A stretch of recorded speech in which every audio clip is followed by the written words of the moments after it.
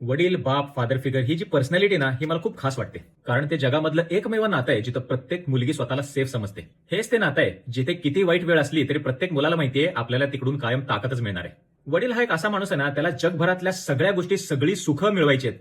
पण स्वतःसाठी नाही. स्वतःसाठी काही घ्यायचं म्हटलं की हा माणूस 10 वेळा विचार करतो. स्वतःची तुटलेली चप्पल शिवायची असेल किंवा जेरलेला शर्ट बदलायचा म्हटला तरी तो म्हणेल, "अरे मला कशाला लागतंय?" या बापाकडून एक खूप सुंदर गोष्ट शिकण्यासारखी आहे. बाहेर तो किती सर साहेब म्हणून काम करत असला किंवा जर दुकान असेल तर आलेल्या गिरायकासमोर हात पुढे करून आपला माल दाखवून त्यांना एकदम सौम्य भाषेमध्ये पटवत असला तरी सुद्धा घरात आल्यानंतर मात्र तो वेगळ्या तोऱ्यात असतो. बाहेर काम करणारा बाप आणि घरातला बाप ह्याच्यात जमीन आसमानाचा फरक आहे. तो घरामध्ये कायम राजा असल्यासारखा वागतो कारण त्याला माहितीये उद्या आपली मुलं आपल्याला बघून मोठी होणार आहेत आणि कुठल्याही बापाला आपल्या मुलांनी मोठा होऊन राजासारखंच वागावं हेच वाटत असतं.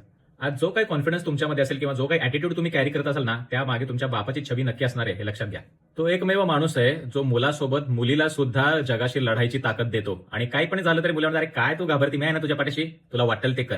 कसली परिस्थिती येऊ दे, किती संकट अंगावर पडू दे, किती मेहनत घेतली आणि त्याचं फळ हातात नाही पडलं तरी हा माणूस डोळ्यातनं एक टिपूस बाहेर काढणार नाही. पण तीच जर आपल्या मुलांनी एखादी गोष्ट मागितली असेल आणि ती जर त्याला पुरवता आली नाही ना, तेव्हा त्याचं मन तुटतं. आयुष्यात आपला मुलगा जर हतबल झाला तर त्याच्या पाठीवर हात फिरवून त्याला ताकद देणारा बाप आपल्या पत्नीपाशी मात्र आपल्या मुलाच्या उज्ज्वल भविष्यासाठी कायम रडत असतो. लहानपणापासून आपल्या बाहुलीला जो शिकवत आले की अगं असं रडायचं नाही, हे बघ, हे घे, हसायचं, हास बघू जरा, अरे वा माझी राणी किती गोड असते, असं म्हणून खेळवून मोठं जेव्हा करतो, तोच बाप लग्नात मात्र ती सोडून जाणार हे दिसल्यानंतर धाय मोकलून रडत असतो. तिथं तो नाही स्वतःला कंट्रोल करू शकत. ही वडील लोकांची सॉफ्ट बाजू आपण बघतच नाही.